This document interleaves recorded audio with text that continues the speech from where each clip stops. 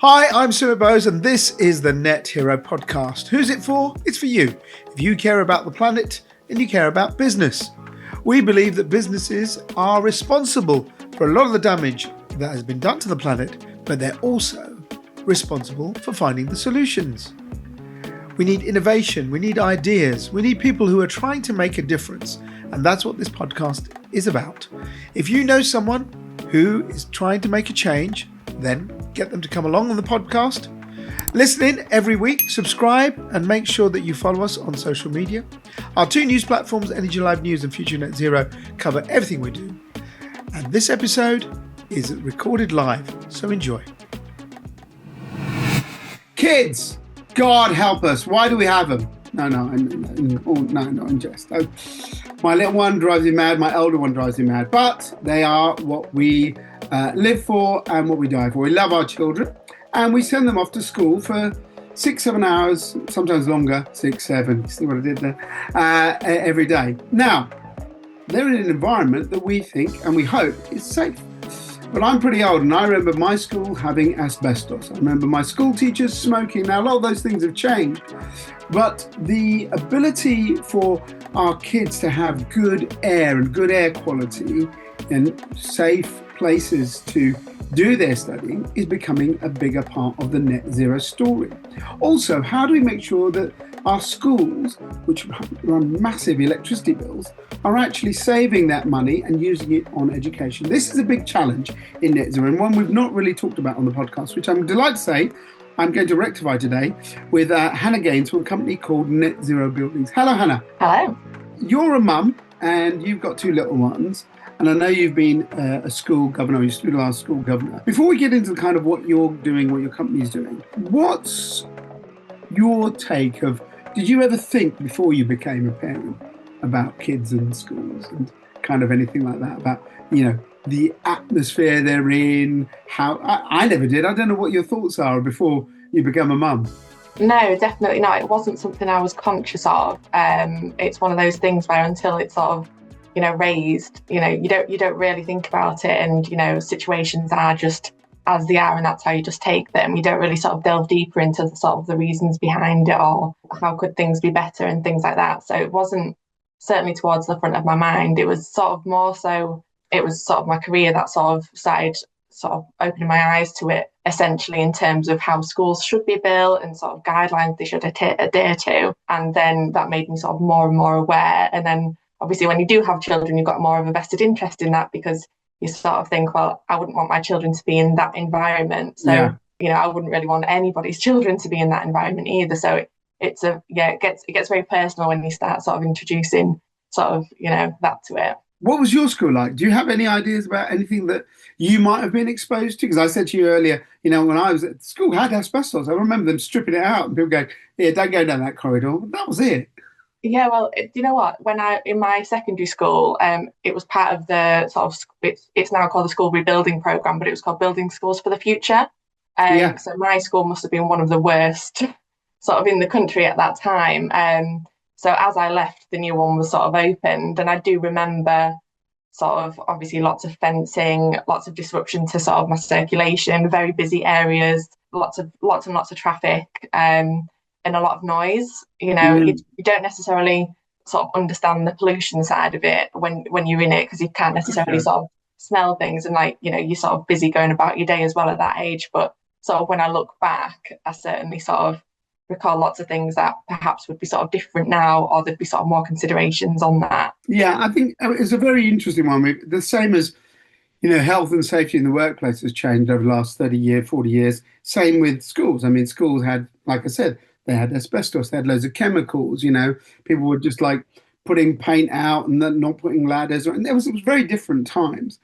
But I do remember schools, and sadly, some schools still have leaking roofs, they have damp, they have mold, they have these issues.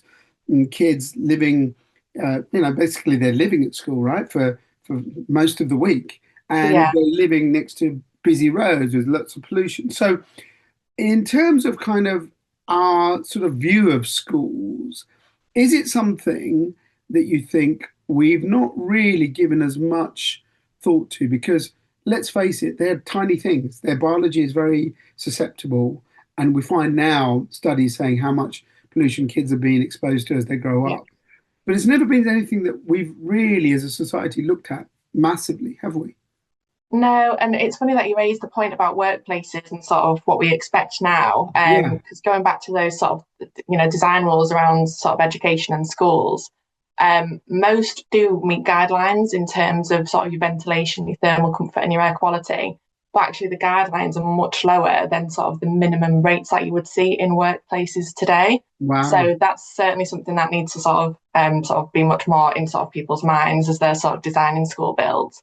And as you say there as well, in terms of the busyness and the school run and things, one in six of us sort of visit a school every single day. So it's not even necessarily just the children who spend, yes, a quarter of their waking hours in schools, but it's us as well on the school runs, because that impacts us as well.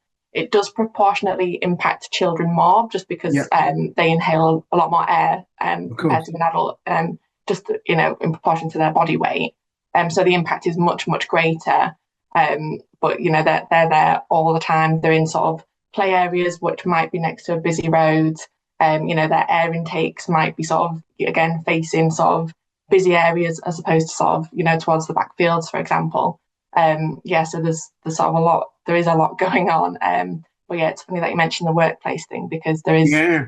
there's guidelines out there, but maybe they just need to be a bit tougher. And there has been quite a lot of sort of studies recently, and a bit more of a sort of a focus and a spotlight on this sort of area, and sort of the World Health Organization's sort of got guidelines which people are sort of recommending more for schools as well as sort of everywhere. Your company, Net Zero Buildings, basically you sort of design and build kind of buildings to be as clean as possible, right? So in terms of the kind of challenge facing us with schools, and I know that's your specialist area, I suppose the main thing is if you're going to build a school today, great. You're going to build it clean. It's going to be with timber and all that. So before we talk about what's going on in retrofitting, which I want to discuss in a moment, if you're going to build a school tomorrow, maybe you guys do build a school, what are you putting in now to make sure the kids of the future will have cleaner air to breathe? So there's sort of lots of different parts to it really. So ultimately, because we're off-site, we're keeping all that traffic and all that congestion and all those emissions away from the school sort of sites. Yeah. And also because of the sort of the speed of delivery we can sort of keep that limited to when schools are closed as well. So sort of they go hand in hand. And then in terms of just sort of benefiting the wider sort of environment and sort of those sustainability goals, because we on our site, sort of our whole site is run on renewable energy, our manufacturing and our offices are all renewable energy. And there's also zero waste, because we're sort of designing to exact specifications. And so anything that does sort of not go to waste, but everything else is sort of recycled or goes to renewable energy. So just that sort of bigger piece in sort of driving a more sustainable sort of goal, that's happening in sort of off-site. But in terms of the building itself, you Is it want made to, of wood or brick or what do you use or cleaner material? I don't know what you use these days. so a lot of our fleet is obviously ready-made. So a lot of what we do is repurpose. So Good. you're not always building new, and sort of that comparison from sort of repurposing a building to sort of constructing new, you're sort of saving around 50 to 70% in terms of your carbon emissions. So we sort of, we sort of try and do that where we can, because our buildings, you can relocate them, repurpose them, reconfigure them, and you sort of supporting that circular economy as you do. Obviously, there's sometimes a need for a more permanent Yeah. structure. Yeah. So when that is the case, and you sort of lose that full circularity piece, you can obviously make that as sustainable as possible, grading it with, your solar panels, upgraded insulation, LEDs, sort of standard smart sockets. So there's all these additional sort of benefits that you can add to these buildings to make them more sustainable and obviously net zero carbon in operation. The sort of the gap at the minute obviously is towards funding with that, and the Yeah. education sector as a whole, because there's a lot of condition issues. There's a strive to decarbonise what's already there.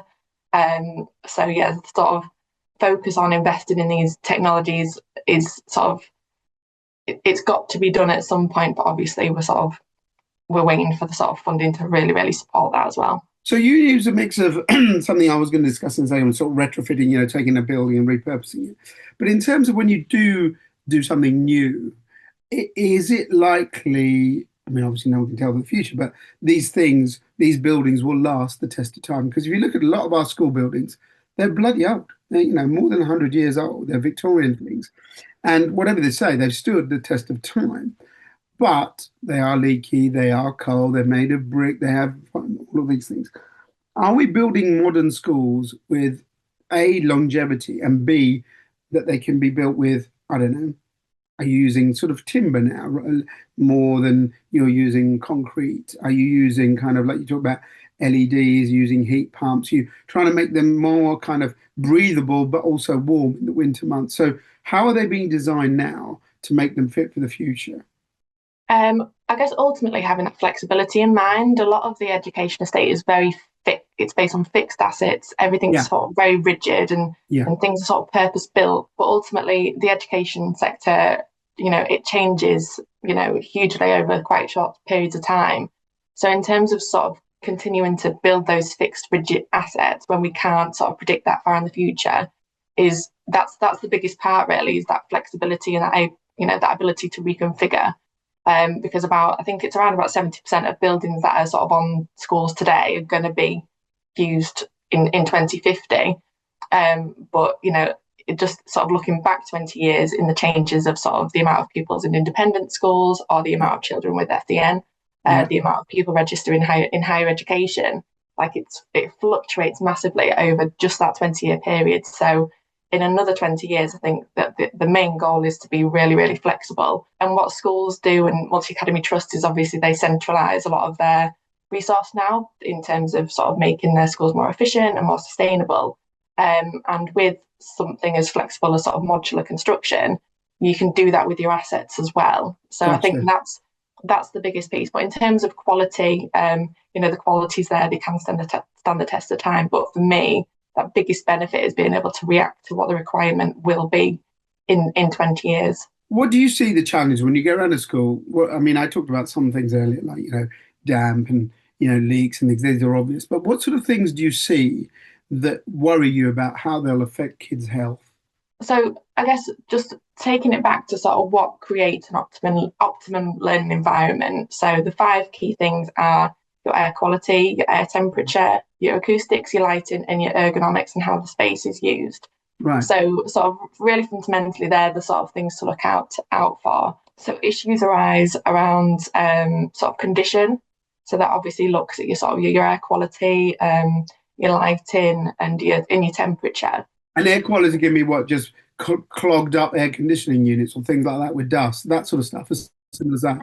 Yeah, and even little things, for example, you'll sort of meet with a head teacher who doesn't have any windows. They're literally at their office, they don't see daylight. So in terms of just natural mood, that's not great. But there's no natural ventilation or even mechanical ventilation in certain offices that I've sat in. And obviously that has a massive impact because obviously schools are where we send our children, but it's a workplace as well. And there's sort of lots of talk in the news about, retention and teacher and, early career teachers and sort of staying in the profession. So it's sort of remembering that they're there as much as the kids are, but obviously they're just sort of disproportionately affected. But in terms of health, all those, the air quality, temperature, acoustics, they're all linked to sort of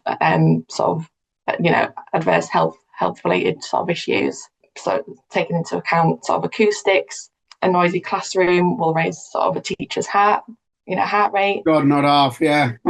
In terms of longevity, that's obviously gonna impact them long term. And then back to the air quality, again in sort of the younger children, poor air quality impacts lung development, brain development, cognitive function, overall education attainment, which is what they're there for. So yeah, there's the sort of reasons why sort of those 5 things are sort of fundamental, because they've got to be right for that whole approach. It's not just the sort of ability to get good outcomes from school, but that overall health impact as well. I mean, it's becoming a bigger issue. I think we've seen campaigns about air quality. You see streets, they have now an air index and all of that. Going back to what I said earlier, I mean, schools were often built maybe 100 years ago, when there was a lot less traffic, but they're on roads now that are clogged. So in a way, they're on a losing battle there. Because you could have a school that's very nice and it does what it can, but all the fumes from the cars are just coming over that wall, aren't they? So is there really that much schools can do? I think there's more that we can be doing, 100%. So What sort of things do you think? so the Department for Education, they are sort of on their own journey towards net zero. They've got a sustainability and climate change strategy, and they're sort of tasking schools now to come up with their own climate action plans, which are obviously bespoke to each school, because every school is different in terms of size and pupil number and sort of age, condition, everything. So to sort of give all schools sort of one rule to follow is going to be quite challenging. So every school has to come up with their own climate action plan.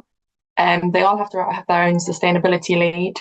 And something came out last year called the School Estate Management Standards, which is a sort of 4-level framework in terms of, again, you can put your school where it is specifically in terms of, how well is it considering sustainability? Has it got plans in place for, anything that might happen in terms of climate change? So schools are thinking about it now, and it's as simple as is there getting more people to walk to school, cycle to school schemes. Yeah, of course. Non-idling zones is a big one. I did see there's around 40 schools that have tried to ban vehicle drop-offs. So people are certainly considering it. And if they can't necessarily change how children get to school, can they do more in terms of green infrastructure around it? Can we do more planting trees? Can we have living walls? Can we do things to just clean up that air that's coming in? And even little things, so that's obviously air pollution and traffic related air pollution, but inside the school as well, the cleaning products might be used, or even in terms of crafting, obviously there's certainly in the more early years, but right through, certain crafts. God, yeah, I remember those stinky glues. Yeah, from when I was a kid. That must have been awful for your health. No, I don't advocate it, but we did sniff them. But anyway, let me come back. Well, you're right. That's the sort of stuff you don't think about, do you? But there's lots of things to consider. Yeah, and I think this generation in schools now, they're obviously the generation that are going to be most impacted by climate change, and they're coming home and having conversations with their parents. So I think we're more aware of it than anything, than at any other time, really. So it sort of changes like that. You're a governor, I assume, at a primary school, right? Yes, I am. Yeah, it's quite a big So primary school. do the other people, the other governors, do they have any concern? Are you like the lone voice, or have you found other people going, yeah, actually, this is something that's bothering me as well? No, so I think everyone seems to be on the same page. I think if you're volunteering your time to support the education sector, we're all in it for the right reasons, and we've all got the same concerns. I get that, but most people would think, right, I'm here to make sure the kids get better education, or they raise some money so they can buy a new whiteboard or things like that. Yeah, I wouldn't really naturally think about, well, what about the air quality of my school? So is that something that you've brought there, or you found other people have also thought about this? I think in terms of my local governing body, it's probably me that's raised it the most, but certainly, it's one of those things where, again, as soon as you're aware of it and conscious of it, people want to change things. But in terms of the multi-academy trust I'm part of, they've got a robust strategy for sustainability, and that's all led at trust level. Yeah, I think in terms of my local governing body, I think my expertise certainly support that. But with our local governing bodies, there's usually quite a good mix of skills. They like to have a diverse range of experience. So what can we do to make sure that this becomes more important, is in the radar of politicians, is in the radar of local authorities, that they start to think of their school estates as you say, I didn't even think about it. Yeah, the teachers are there. Most teachers at my school get there at 7. They're until 5. So they're doing a long day there, surrounded by all of this stuff. And, we look back and we think about how working places have improved. Like we said at the beginning of the conversation, many schools are still very old. Many schools are literally kind of the way they were built, and they've been patched up. Do you think there needs to be a new look, particularly if we look at the built environment, the government's plan for 2050? Schools are a big part of our estate. across the country. Yes, they are, and I think they're responsible for about 37% of public sector emissions. So Huge. they're Yeah. big contributors, and in terms of footprint, it's bigger. The education estate is bigger than all the other public sectors put together. So it certainly does need a focus. But what I am seeing more and more of from within the sector is sort of estates teams having a seat at the table in terms of their SLT and their CEOs and their COOs and their finance directors. Because a lot of the sustainability lead sort of function has fallen on estates managers. Yeah. So there is a sort of shift to understand, that the estate is just as important as, a curriculum lead. Yeah, exactly. Fundamentally, we want our children to be safe when they go to school. We want them to be in a building that's sort of compliant for their needs. And so I am seeing sort of the trend of estates managers getting more and more of a voice at that top level. What's your hope for all of this over the next kind of 5, 10 years? Do you think we can, do we need a retrofitting program ideally? New schools will be built, obviously with better standards, but the vast majority of schools won't be new. They're going to be buildings, like I said, probably more than 100 years old. So what do you hope we can do to improve things? I think, it's quite easy to sort of say more money, throw more money at it. But for me, it's how that money comes out and that shift from short-term thinking to long-term thinking. And also, okay, you might sort of get some funding for solar panels, but if you upgraded your windows or, you might invest in sort of a new boiler system, but you need a new roof. So it's that sort of that long-term thinking, and sometimes parts of the funding system supports more short-term sort of reactive fixes rather than, planning for the future. So I think that shift towards long-term strategies needs to come in. And then I guess just overall, people really understanding that whole life, people understand whole life costs and carbon, but I just hope that sort of starts to carry more weight in terms of, invest now. And okay, it might not necessarily be the sort of the cheapest, technology to invest in, whether it's solar or, even something like wind turbines, but that return on investment, you will really see the benefit, and ultimately as well, it's the right thing to do. Yeah. And do we have, the thing I'm sure this must be the case, but there must be now standards in what you replace these things. So, paints that don't smell as much, things like that. There must be some rules to say that when you're doing these retrofits, there are things that won't harm the kids as you put them in. Yeah, no, there absolutely are. And as I say, within trusts, particularly with sort of strong estate leads, that's the case. But, if you're a sort of a quite small sort of local authority maintained school, you're a head teacher responsible for a budget, you might not necessarily have, that policy or that legislation. You might not know about that. You might not necessarily know about sort of, safe working conditions or, things like that to consider. So there's certainly sort of a mix in terms of expertise. But again, the DfE have rolled out a sort of new framework in terms of skills and competency on what they expect to have across like their whole estate to start making these decisions. Before we end, is there a big I don't know your patch, but I know York itself, but I'm sure there's a lot of countryside around York, I know that, so where you're based. But is there a difference between the challenges of urban schools and kind of country? Because you'd think, country schools are brilliant, they won't have any real pollution problems. But they've probably got different problems for air quality than kids sitting, in the middle of York or middle of London, whatever. And in terms of sort of, like you say, more fields, might be sort of more pesticides, more. Yeah, you don't think about that. Yeah. So, one tractor going past might be sort of much more substantial than, a couple of cars. But I think what we see is very much sort of pockets of, big cities rolling out new sort of schemes. Yeah.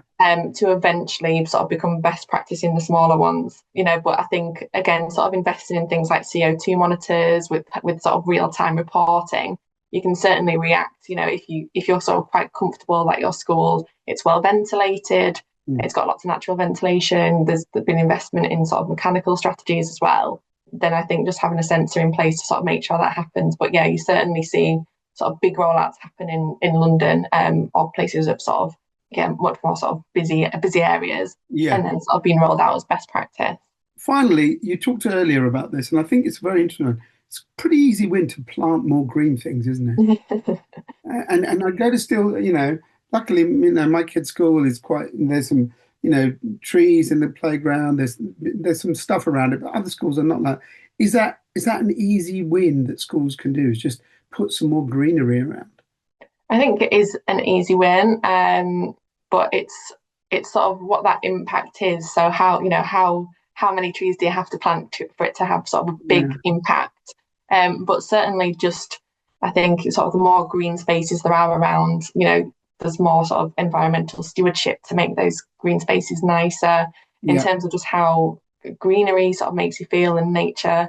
A lot of children don't necessarily experience sort of flowers or plants. True. Unless their only experience of that is in school. So to enhance that, there's so many studies to show sort of the impact on well-being.